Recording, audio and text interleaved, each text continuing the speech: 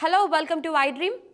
ప్రముఖ సినీ నటి, పాలిటీషియన్, జాతీయ మహిళా కమిషన్ సభ్యురాలు ఖుష్బూ గారు రీసెంట్గా వచ్చిన ఒక ఇంటర్వ్యూలో సంచలన వ్యాఖ్యలు చేశారు. తనకు 8 ఏళ్ల వయసు ఉన్నప్పుడు తండ్రి తనని లైంగికంగా వేధించాడని ఆరోపించారు సినీ నటి ఖుష్బూ. తనను గాయపరిచి చిత్రహింసలకు గురి చేసేవాడని చెప్పారు.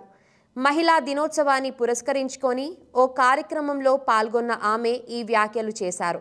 ఒక అబ్బాయి లేదా అమ్మాయి చిన్న వయసులో వేధింపులకు గురైతే అది ఆడవాళ్ళ జీవితాన్ని ప్రభావితం చేస్తుంది.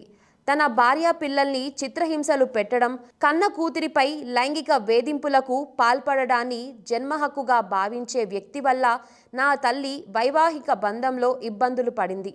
8 ఏళ్ల వయసులోనే నేను లైంగిక వేధింపులు ఎదుర్కొన్నాను. ఈ విషయాన్ని చెబితే మా అమ్మ నమ్ముతుందో లేదోనని ఎంతో భయపడ్డాను.